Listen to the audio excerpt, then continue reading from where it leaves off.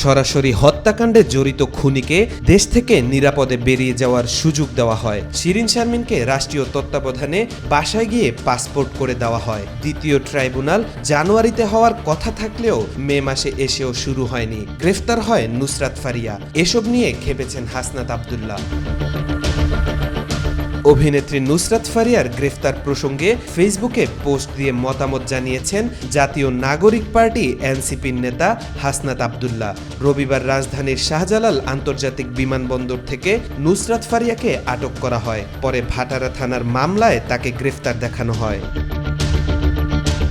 এ নিয়ে হাসনাত আব্দুল্লাহ একটি পোস্ট করে বলেন, সরাসরি হত্যাকাণ্ডে জড়িত খুনিকে দেশ থেকে নিরাপদে বেরিয়ে যাওয়ার সুযোগ দেওয়া হয়। শিরিন শারমিনকে রাষ্ট্রীয় তত্ত্বাবধানে বাসায় গিয়ে পাসপোর্ট করে দেওয়া হয়। দ্বিতীয় ট্রাইব্যুনাল জানুয়ারিতে হওয়ার কথা থাকলেও মে মাসে এসেও শুরু হয়নি।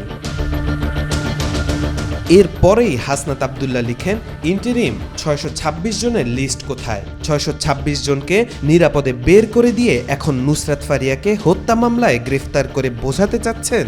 আপনারা খুব বিচার করছেন। এগুলো বিচার নয়, এগুলো হাসিনা স্টাইলে মনোযোগ ডাইভারশন বলে মন্তব্য করেন হাসনাত। অভিনেত্রী নুসরাত ফারিয়ার মামলা সূত্রে জানা গেছে, বৈষম্য বিরোধী ছাত্র আন্দোলনের সময় 19 জুলাই ভাটারা থানার সামনে অবস্থান নেন আন্দোলনকারীরা। আন্দোলনকারীদের উপর গুলি চালানো হয়। এনামুল হক নামের একজনের পায়ে গুলি লাগেন। সেই এনামুল হক হাসপাতালে চিকিৎসা নেন। পরে সাবেক প্রধানমন্ত্রী শেখ হাসিনা সহ 283 জনের নাম উল্লেখ করে ও অজ্ঞাতনামা 300-400 জনের বিরুদ্ধে ঢাকার সিএমএম আদালতে মামলা করেন এনামুল হক।